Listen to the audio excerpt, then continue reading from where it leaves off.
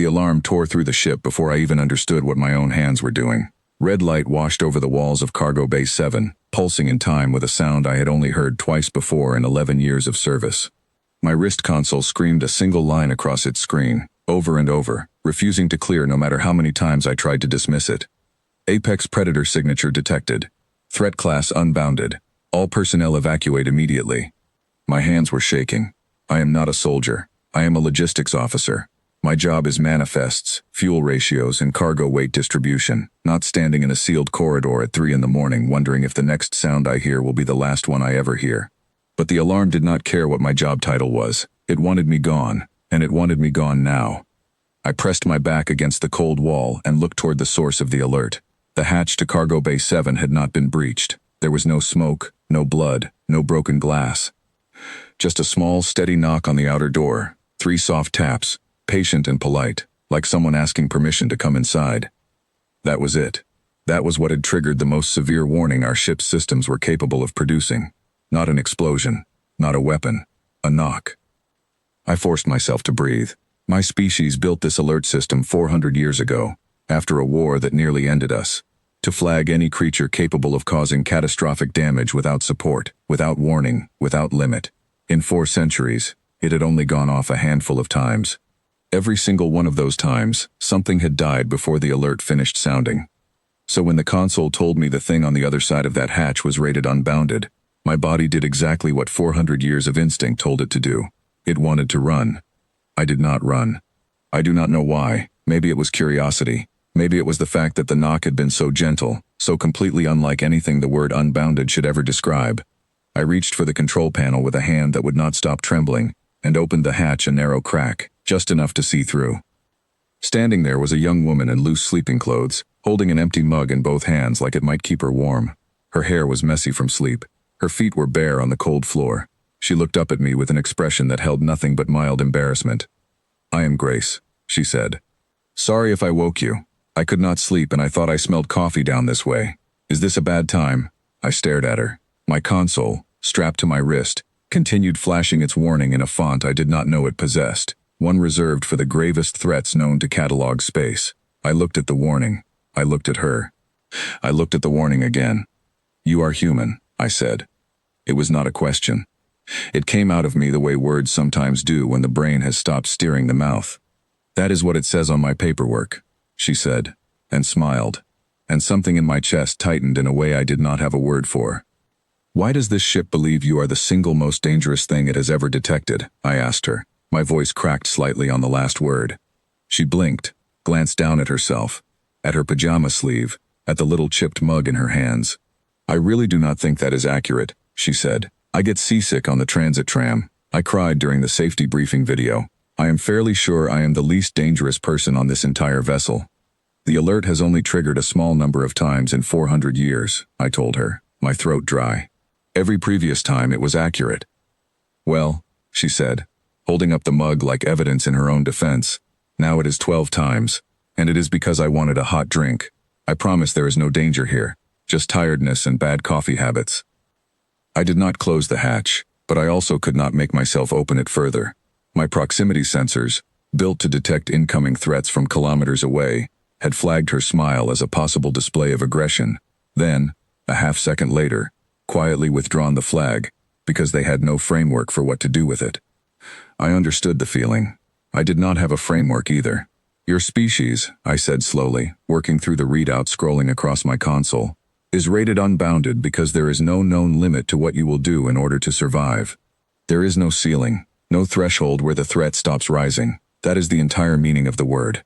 She was quiet for a moment, and something shifted behind her eyes, something older and more tired than the sleepy irritation from a moment before. "That is kind of a strange compliment," she said finally, in a heavy sort of way. "It is not a compliment," I said. "It is a warning. It is the reason this hatch has requested authorization 4 times in the last 2 minutes to seal itself permanently." "Is it going to?" she asked, and for the first time I heard something small and human in her voice. Not fear exactly, but the quiet steadiness of someone who has learned to expect the worst and face it anyway. I checked the request queue. Technically the hatch could not act without my authorization. It had asked anyway, 4 times, as if hoping I would forget that rule. "No," I said, with far more confidence than I actually possessed. No, you are fine. I am going to make you the coffee you came here for. Her whole face changed, relief and surprise mixing together. Really? The alternative, I told her, stepping back to let her through, is that I stand here while my own equipment informs me, in increasingly urgent lettering, that I am in the presence of the most hazardous classification of creature my people have ever recorded, while that creature waits patiently in sleeping clothes for a warm drink. I find making the coffee less humiliating than the alternative. She laughed, and it was a warm, ordinary sound, the kind of laugh that belongs to someone who is simply tired and a little lonely on a very large ship full of strangers. My console did not know what to do with that laugh either. It flagged it, unflagged it, flagged it again, and then, as if giving up entirely, stopped updating the threat readout altogether, like its 4 centuries of careful classification had finally run out of words for whatever this was. I made her the coffee. We sat across from each other in the cargo bay, crates of supplies stacked around us like silent witnesses, while she wrapped both hands around the mug and told me about home, a small town somewhere on a coastline I had never heard of, where the tide came in twice a day and her mother grew tomatoes that never seemed to ripen properly no matter how much sun they got. She told me she missed rain. She told me the artificial gravity on this ship made her knees ache in a way real gravity never had. I sat there, a trained officer of a species that had once fought wars measured in decades, listening to a girl complain about sore knees, and I could not stop the small, disbelieving thought that kept circling through my mind. This is what Unbounded looks like. This is what 400 years of careful, terrified classification had been waiting for. It was near the end of that strange, quiet hour, just as the tension in my shoulders had finally begun to ease, that the real alarm came. Not the small, personal one on my wrist. The ship-wide one, the one that meant something outside had found us. Every light in the cargo bay snapped from soft red to a harsher, flashing amber. A voice, calm and mechanical, spoke through every speaker on the vessel at once. Hull breach detected on Deck 4. Unidentified vessel has attached to outer plating. Security teams respond immediately. All non-combat personnel proceed to shelter zones. Grace set the mug down so fast it nearly tipped over. Her expression did not crumble into panic the way I expected. It sharpened instead, the sleepy softness draining out of her face, and something harder taking its place. "That is not far from here," she said. "Deck 4 connects to this bay through the maintenance shaft." "I know the layout of my own ship," I said, already moving toward the console to check the schematics, though my hands were shaking again, this time for a reason that had nothing to do with her. The feed on the wall screen flickered to life, a grainy security view from Deck 4. Figures in dark armor were pouring through a jagged opening in the hull, weapons raised, moving with the brutal efficiency of raiders who had done this before. Our own security response was minutes away. Deck 4 was minutes away from being overrun. Grace was already moving toward the maintenance hatch at the back of the bay. "What are you doing?"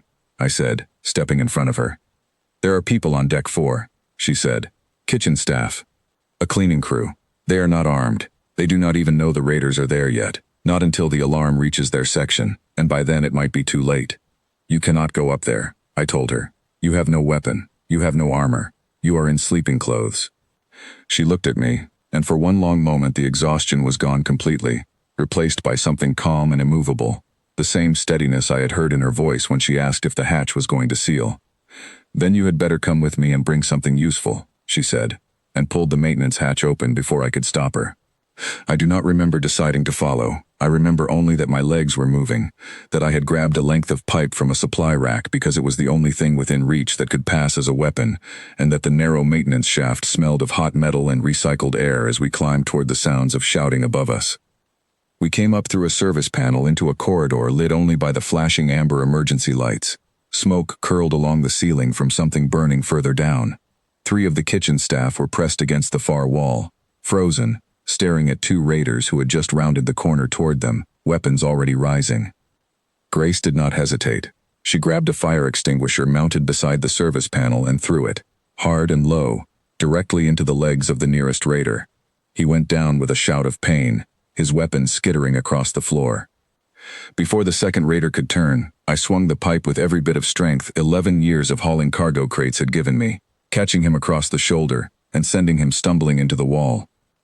"Move," Grace shouted at the kitchen staff, and they did not need telling twice, sprinting past us toward the maintenance shaft while she kept her body between them and the fallen raiders. More shouting echoed from further down the corridor. More of them were coming. "We are not going to hold this position with a pipe and a fire extinguisher," I said, my heart hammering against my ribs. "We do not need to hold it," she said, already moving toward a control panel set into the wall.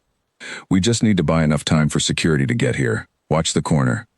I turned, pipe raised, and saw 2 more raiders rounding into view, weapons trained ahead of them. My whole body went cold.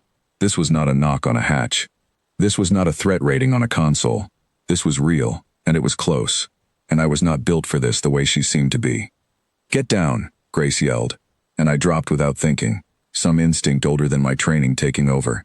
A burst of sparks exploded from the panel she had been working on, and the corridor's emergency bulkhead slammed down between us and the raiders with a deafening crash of metal, sealing the corridor shut a heartbeat before their shots would have found us. Silence fell, broken only by muffled pounding from the other side of the bulkhead and my own ragged breathing. Grace turned to me, chest heaving, hair falling across her face, and there was no fear left in her expression at all, only a fierce, focused calm that made my earlier terror of her feel suddenly, painfully justified in a way I had never expected. "That will hold them until security arrives," she said. "Are you hurt?" I shook my head, unable to find words. She reached down and helped me to my feet with a strength that did not match her small frame, and for the second time that night I found myself staring at her, the way I might stare at something my instruments could not fully measure. The ship-wide alarm finally cut off a few minutes later, replaced by the same calm mechanical voice announcing that the breach had been contained and the intruding vessel repelled. Security teams found us still standing in that smoke-filled corridor, Grace checking on the kitchen staff one by one, asking their names, making sure none of them were hurt, as though she had not just thrown a fire extinguisher into an armed raider's legs only minutes before. Later, once the medics had cleared everyone and the corridor lights had returned to their ordinary white, I found her again in the cargo bay, sitting exactly where she had been before the alarm, as if the last hour had not happened at all. The mug of coffee, long since gone cold, was still sitting where she had left it. "You could have stayed in the shelter zone," I said, sitting across from her again. "Nobody would have blamed you." She shrugged, wrapping her hands around the cold mug out of habit rather than need. "I could not just sit there knowing people might get hurt. That is not really a choice for me. It is just what happens. That is exactly why the alert went off," I said quietly. "Not because you are cruel or violent, because there is no limit to what you will do for people you have never even met. My people spent 400 years building a system to warn us about creatures with no ceiling on their capability. We never imagined it would be triggered by someone offering to help." She looked at me for a long moment, and something softened in her face, tired now in an honest, human way rather than a defended one. "I am not trying to be scary," she said. "I am just trying to be decent." "I know," I said. "I think that might be the most unsettling part of all." She laughed again, quieter this time, worn out from the night's adrenaline finally draining away. I picked up her cold mug and told her I would make a fresh cup, and this time when I returned with it, I sat closer, no longer flinching at every small movement she made. My console stayed quiet for the rest of that night. I checked it more than once, half expecting the warning to flare back to life, but it never did. Perhaps it had finally learned what I was slowly beginning to understand myself, that the word unbounded did not always mean danger in the way we had spent 4 centuries fearing. Sometimes it simply meant someone who had never learned where their own limits were supposed to be, and had decided, quietly and without asking permission, to spend that endless capacity on other people instead of themselves. I filed my report 2 days later. I recommended a new subclassification be added beneath the existing unbounded rating, something narrower, something honest, a note for any officer who might one day stand frozen in a doorway, wondering whether the polite knock on the other side was the end of them, or simply someone looking for a warm drink and a place to sit for a while. I do not know if my superiors will approve the change. I do know that whenever I pass Cargo Bay 7 now, I glance toward the hatch out of habit, half expecting to hear 3 soft knocks again, and I find that the thought no longer frightens me at all.